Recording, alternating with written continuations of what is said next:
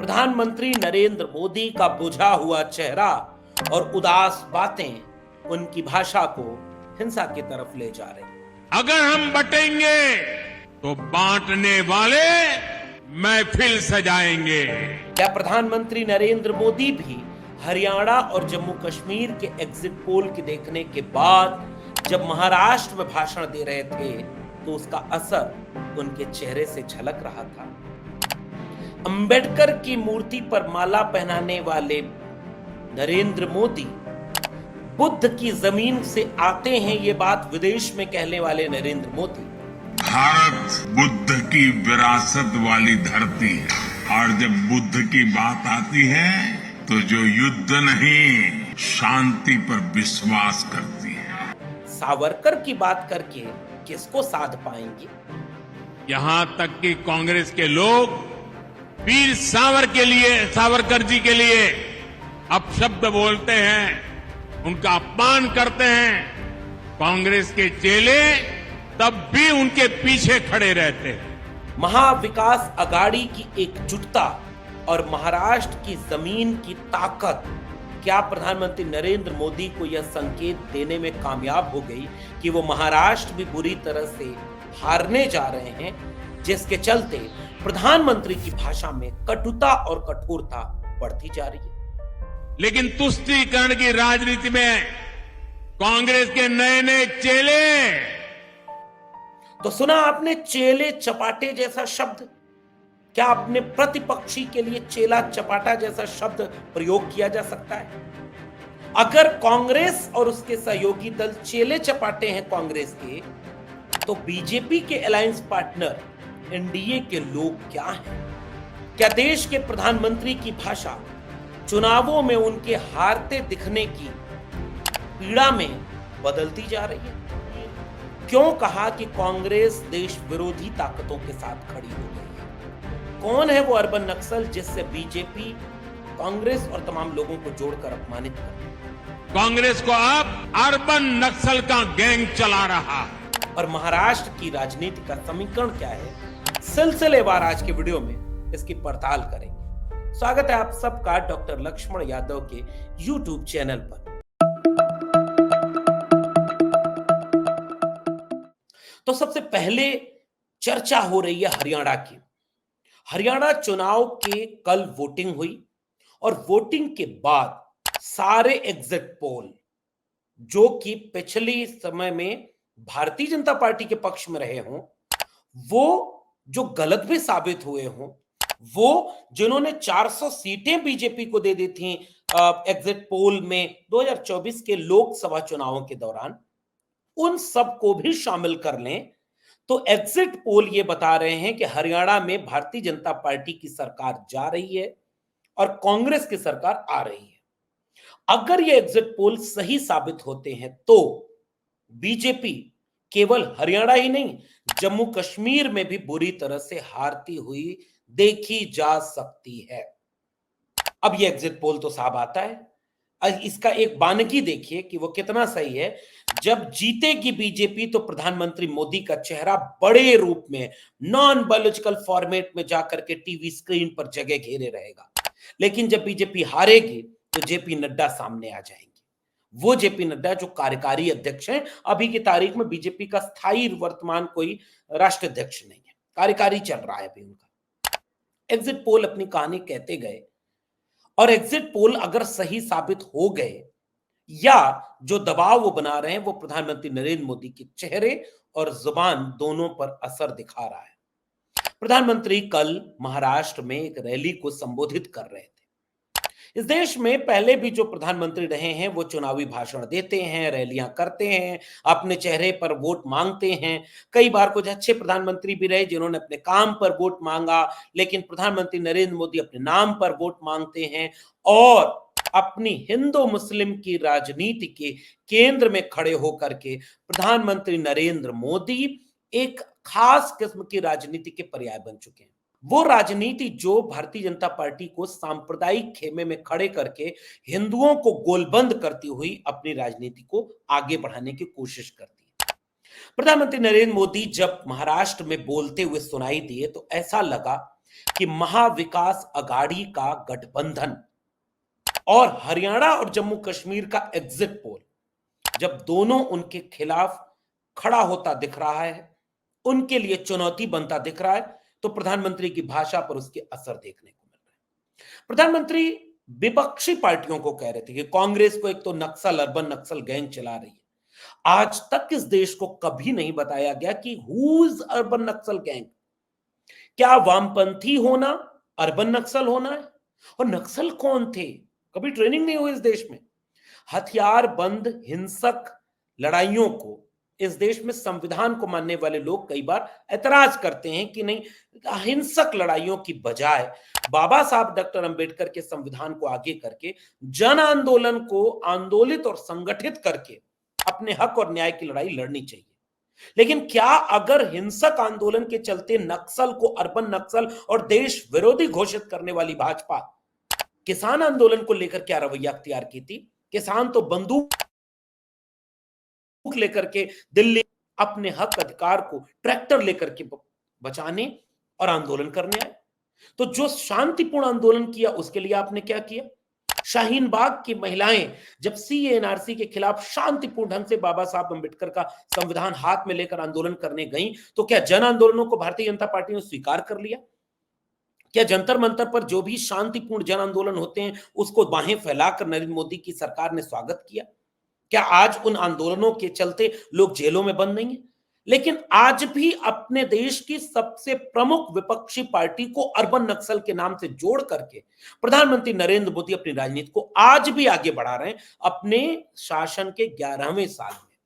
महाराष्ट्र में प्रधानमंत्री नरेंद्र मोदी ये कहते हुए सुनाई दिए कि कांग्रेस अर्बन नक्सल का शिकार हो गई और देश विरोधी ताकतों के साथ खड़ी है। सबूत कोई देने की जरूरत होती नहीं, चुनावी भाषण में आप कुछ भी बोल दीजिए। कांग्रेस को अब अर्बन नक्सल का गैंग चला रहा है। चुनावी भाषण में आप बोल दीजिए कि हम आएंगे तो लाल आंख करके चीन को दिखाएंगे, और जब आप आ जाएं तो कोई लाल आंख नहीं कर रहे हैं, पीली सफेद नीली सब आंख हो गई, लाल नहीं हुई। लेकिन कोई आपसे जवाब मांगता नहीं। लाल आंख कर करके चाइना को समझाना चाहिए था। चुनावी भाषण में आप बोल दीजिए 2 करोड़ रोजगार, 15 लाख नौकरी, भ्रष्टाचार मिटाएंगे, काला धन लाएंगे, और जब आप आ जाते हैं तो कोई इसका जवाब तो मांगता नहीं। और तो और इलेक्टोरल बॉन्ड जैसी लूट को आप सबके सामने जब आ जाए तो भी कोई जवाब देने की बजाय अपने प्रमुख विपक्षी दल को इस तरीके से टारगेट करना जैसे वो देश विरोधी हो। और विपक्षी खेमे के लोगों को जब वो गठबंधन बनाए, जब वो एकजुट हो, तो कांग्रेस पार्टी के चेले चपाटे शब्द का प्रयोग प्रधानमंत्री करें। ध्यान से सुनिए और सोचिएगा, चेले। लेकिन तुष्टीकरण की राजनीति में कांग्रेस के नए नए चेले। क्या प्रधानमंत्री के पद पर, इतने बड़े ओहदे पर बैठे शख्स के लिए चेले चपाटे शब्द का प्रयोग किया जाएगा कांग्रेस और उसके एलाई पार्टनर के लिए? यानी महाविकास अघाड़ी के जो बाकी दल हैं वो चेले चपाटे हैं, और भाजपा के समर्थन में जो एनडीए बना है वो चेले चपाटे नहीं है। यानी जीतन राम मांझी और उसके बाद फिर चिराग पासवान, अनुप्रिया पटेल, नीतीश कुमार, चंद्रबाबू नायडू, अगर कहा जाए कि भाजपा के चेले चपाटे हैं तो खराब लगेगा ना। लेकिन महाविकास अघाड़ी में कांग्रेस के चेले चपाटे शरद पवार का राष्ट्रीय कांग्रेस पार्टी या शिवसेना उद्धव गुट, इसे वो चेले चपाटे करें। उन्हीं चेले चपाटों में से बड़े लोगों की पार्टी तोड़ करके महाराष्ट्र में आज सरकार चल रही है बीजेपी की। अगर वो पार्टी न तोड़ते उन्हीं चेले चपाटे कोट एंड कोट की पार्टी के लोगों की, तो महाराष्ट्र में बीजेपी की सरकार नहीं होती। उन्होंने सरकार गिराई है, विधायकों को खरीदा है, लालच दिया है, डराया है, ये बात आरोप खुल के वो लगाते हैं। लेकिन वो अगर चुनाव में आपके सामने खड़े होंगे तो प्रधानमंत्री का शब्द होगा चेले चपाटे। चेले चपाटे कश्मीर पर क्या राय रख रहे हैं? वो कह रहे 370 वापस कर देंगे कि जम्मू कश्मीर में आर्टिकल 370 फिर वापस लागू करेंगे। तो कश्मीर के लोग आप वोट देंगे ना कि कश्मीर को क्या चाहिए, वो कश्मीर वोट देकर के बताएगा। महाराष्ट्र में उसका जिक्र करने का मकसद क्या है प्रधानमंत्री नरेंद्र मोदी का? उस पूरे पॉलिटिक्स को हिंदू मुस्लिम की बाइनरी में रखना। उनका एक बाबा यति नरसिंहानंद बेलगाम होकर के मुस्लिम समुदाय के सबसे बड़े इबादत के पूजनीय, श्रद्धेय और सम्मानित शख्सियत के खिलाफ बोले, इतना गलत बोले जिससे कि मुसलमान आक्रोशित हो जाएं, सड़क पर उतर जाएं, दंगा करने लगे, क्योंकि उनकी आस्था पर ठेस पहुंचे और बीजेपी को मौका मिल जाए। इसलिए यति नरसिंहानम पर इस तरह का नरम रहेगी, जो ठोस कार्रवाई करनी चाहिए वो नहीं करेगी, एक औपचारिकता में गिरफ्तार कर लेगी ताकि उकसाते रहें, मुसलमानों को उकसाते रहें एक तरफ। ऐसे छोटे छोटे बहुत सारे पाखंडी बाबाओं को लगा दिया गया है काम पर। और वहीं दूसरी तरफ जब प्रधानमंत्री भाषण दे, चुनावी भाषण दें, तो चेले चपाटे 370 कश्मीर, उसका जिक्र वो कर रहे हैं महाराष्ट्र में। ये बीजेपी की कोर पॉलिटिक्स है। और उसके बाद वो ये बात का जवाब कतई नहीं देंगे कि चक्की पीसिंग, जेल में चक्की पीसिंग, जिस अजीत पवार के लिए प्रधानमंत्री ने बोला था कि हजारों करोड़ रुपए के घोटाले के कौन है घोटालेबाज, अजीत पवार। आज तक बीजेपी ने इसका जवाब क्यों नहीं दिया कि वो Ajit Pawar deputy CM BJP की सरकार में कैसे बने हुए। प्रफुल्ल पटेल भ्रष्टाचारी हैं कि नहीं, एकनाथ शिंदे के ऊपर कोई आरोप लगा कि नहीं, छगन भुजबल को आपने लिया था कल तक। ये सारे सवाल का जवाब बीजेपी नहीं देगी और बीजेपी के सामने साफ तौर पर ये हिंदू मुस्लिम की बाइनरी खड़ी करेंगे। अब उससे भी आगे बढ़ करके चेले चपाटे विचारधारा से समझौता करते करते प्रधानमंत्री नरेंद्र मोदी ने इसी भाषण में कहा कि बटेंगे, वो बांटने आएंगे। अगर हम बटेंगे तो बांटने वाले महफिल सजाएंगे, वो आग लगाने आएंगे। अब इस पृष्ठभूमि में आप खुद विचार करिए, बांट कौन रहा है और किस में बांट रहा है? खुल के क्यों नहीं बोले? कौन बांट रहा है, किसको बांट रहा है, किस चीज में बांट रहा है? योगी आदित्यनाथ की कुर्सी जाने वाली थी, उनका भी मनोहर लाल खट्टर वाला हश्र, वसुंधरा राजे सिंधिया और शिवराज सिंह चौहान वाला हश्र, विजय रूपाला और येदुरप्पा वाला हश्र करने की कोशिश दिल्ली की मोदी और अमित शाह की जोड़ी ने की। उत्तर प्रदेश के चुनाव में हार का ठिकरा योगी के ऊपर फोड़ करके योगी आदित्यनाथ को सरकार मुख्यमंत्री पद से हटाने चाहती थी, नहीं हटा पाए। और उसके बाद से मुख्यमंत्री योगी आदित्यनाथ और वोकल हो गए। वो बांग्लादेश पर बोलने लगे, पाकिस्तान के खिलाफ बोलने लगे, चुनाव प्रचार करने लगे और ये साबित करने लगे कि अब दिल्ली की कुर्सी पर आपका 75 साल उम्र हो गई, अब चलिए हटिए, हमको नंबर दीजिए। इसलिए योगी आदित्यनाथ का वो बयान वायरल हुआ कि एक रहेंगे तो नेक रहेंगे, बटेंगे तो कटेंगे। कई बार ये बात का जिक्र कर चुका हूं, क्योंकि कुछ चीजें ऐसी होती हैं जिनका बार बार जिक्र करना, पॉलिटिकल नैरेशन को समझना बहुत जरूरी के लिए होता है, मददगार होता है।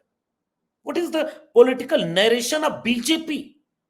योगी आदित्यनाथ जहां खड़े हैं, प्रधानमंत्री नरेंद्र मोदी को कहीं ऐसा लगा क्या कि योगी आदित्यनाथ उनके लिए चुनौती बन सकते हैं?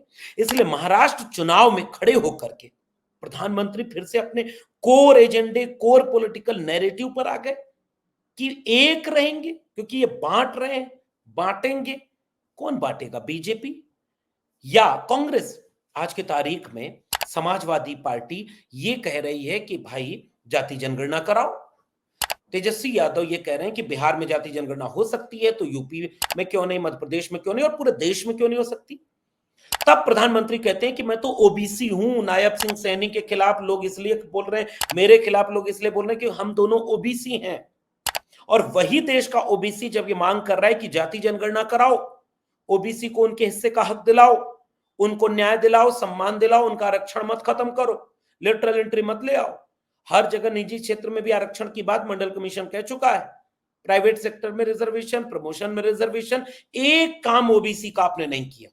69,000 शिक्षक भर्ती घोटाला यूपी में हुआ, इतना बड़ा भ्रष्टाचार हुआ, बीजेपी की केंद्र सरकार ने कोई ऐसा काम नहीं किया जिससे वो न्याय की तरफ दिखते। और जब वोट मांगना हुआ, जब ये सारा नैरेटिव बनता हुआ, तो प्रधानमंत्री की भाषा है कि ओबीसी जातियां तो होती ही नहीं, केवल गरीब अमीर होती है। लेकिन हरियाणा के चुनाव में प्रधानमंत्री फिर से बोलते हुए सुनाई दिए कि मैं ओबीसी हूं, नायब सिंह सैनी ओबीसी, इसलिए लोग गाली देते हैं ओबीसी को। तो बांटा कौन? जाति के नाम पर ना, बांटा कौन? बीजेपी और आप बांट रहे हैं, और हिंदू मुसलमान के नाम पर आप बांटते हैं। लेकिन अगर कांग्रेस पार्टी इंडिया गठबंधन आज की तारीख में जाति जनगणना की पैरोकारी करता है कि जो ऑलरेडी बटा हुआ समाज है, जातियों में बटा है, वर्ग में बटा है, गरीबी अमीरी में बटा है, गांव देहात और शहर में बटा है, पुरुष स्त्री में बटा है, शिक्षित और अशिक्षित में बटा है, उद्योगपति पूंजीपति मुट्ठी भर लोग और 80-85 करोड़ लोग 5 किलो अनाज को मोहताज हो जाए, इस दो खांचे में बटा है। जातियों के नाम पर आज भी दमन शोषण अन्याय अत्याचार हो रहा है। देश चलाने वालों में 90% आबादी एससी एसटी ओबीसी के लोग शामिल नहीं है, तो देश तो ऑलरेडी बटा हुआ है। क्या भारतीय जनता पार्टी ने इनमें से किसी भी बंटवारे को खत्म करने की कोई रणनीति बनाई या इस खाई को बढ़ाया? यूपी में गए तो कहा सारा यादवों ने हक खा लिया, बिहार में यादवों ने खा लिया। दलितों को समझाते हैं कि उपवर्गीकरण के लिए जरूरी है क्योंकि जाटवों ने सारा हक खा लिया। आदिवासियों को कहते हैं कि मीणाओं ने सारा हक खा लिया। वो तो हरियाणा के चुनाव में जाट और गैर जाट के नाम पर बांटती है बीजेपी। कोई ऐसी जगह बता दें जहां पर बीजेपी ने जोड़ने की बात की हो, कोई एक जगह। केवल स्लोगन में दिखता है सबका साथ, सबका विकास, सबका प्रयास, सबका विश्वास, लेकिन स्लोगन है वो। कपड़ों से पहचानने की बात प्रधानमंत्री बोलते हैं। तो प्रधानमंत्री से इस देश के लोगों का और महाराष्ट्र के लोग, मैं अभी जब बात कर रहा हूं तो मैं महाराष्ट्र में बैठा हूं और महाराष्ट्र का अंडर करंट में देख करके बता सकता हूं कि महाराष्ट्र के लोग बीजेपी को उखाड़ फेंकने के लिए तैयार बैठे हैं। जो शिवसेना के समर्थक हैं वो भूले नहीं है कि एकनाथ शिंदे के नाम पर पार्टी तोड़ करके कैसे इमोशन का खिलवाड़ किया गया। वो कैडर की पार्टी है। जो शरद पवार के खेमे के लोग हैं वो इंतजार कर रहे हैं कि जिसे भ्रष्टाचारी कहते थे अजित पवार को, उससे पार्टी चलवा रहे हो। कोई सब पवित्र हो गए, सब पाक साफ हो गए। महाराष्ट्र तैयार बैठा है और इसकी बानगी लोकसभा चुनाव में महाराष्ट्र ने दे भी दी है। और अगर एग्जिट पोल सही हो गए, जम्मू कश्मीर और हरियाणा में बुरी तरह से बीजेपी हारी, तो महाराष्ट्र बीजेपी के लिए और मुश्किल होता जाएगा, बशर्ते कि कांग्रेस अपने गठबंधन के पार्टनर्स को साधे रहे, बड़ी एकजुटता बनाए रहे। 2-4 सीटें अगर समाजवादी पार्टी मांग रही हो, एक आध सीटें अगर कोई और ऐसा दल मांग रहा हो, जैसे वंचित बहुजन अघाड़ी है या और इस तरह के दलित समाज के लोग हैं, अगर उन्हें उचित प्रतिनिधित्व दे करके कांग्रेस पार्टी अपना एक रणनीति बनाने में कामयाब हो जाती है, तो शिवसेना का इमोशन आज की तारीख में उद्धव ठाकरे के साथ है। पूरे महाराष्ट्र में जहां भी शिवसेना का प्रभाव है वो उनके साथ है। आप कितना भी कह लें कि सावरकर का अपमान किया, उनको सावरकर यहां याद आते हैं, लेकिन जब वो विदर्भ के इलाके में, नागपुर के इलाके में आएंगे तो उन्हें अंबेडकर याद आने लगेंगे। तो राहुल गांधी ने कोल्हापुर में इस बात की बुनियाद रख दी कि भाई जाति जनगणना करानी पड़ेगी, सबको सबका हिस्सा न्याय दिलाना पड़ेगा। भारत के संविधान पर खतरा जो बन करके आएगा उसके खिलाफ हम खड़े होंगे। हम शिवाजी की बात करते हैं, वो मूर्ति लगाते हैं, मूर्ति गिर जाती है। राहुल गांधी ने वहां से साधा है, सोशल जस्टिस की पॉलिटिक्स को साधा है, सामाजिक न्याय की पॉलिटिक्स को साधा है। और महाराष्ट्र ज्ञानदेव, नामदेव, तुकाराम से लेकर के महात्मा ज्योतिबा फूले, छत्रपति शाहू जी महाराज, बाबा साहब भीमराव अंबेडकर की जमीन है। तो यह सामाजिक न्याय की जमीन है। जिस शिवाजी के नाम पर बीजेपी हिंदू मुस्लिम करती है, उस शिवाजी को पढ़ने और समझने वाले लोग कहते हैं कि शिवाजी हिंदू मुस्लिम की लड़ाई लड़ते नहीं थे, उनके सेना में बहुत सारे मुसलमान लोग शामिल थे।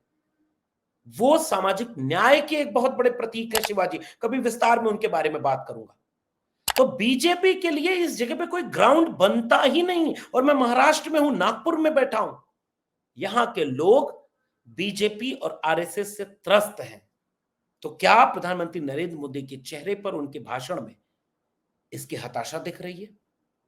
मेरा विश्लेषण यह कहता है कि वो बुरी तरह से हताश और परेशान है। आप क्या मानते हैं? नीचे कमेंट बॉक्स में जरूर बताइएगा। फिर मिलेंगे किसी और विश्लेषण के साथ। तब तक के लिए बहुत बहुत धन्यवाद।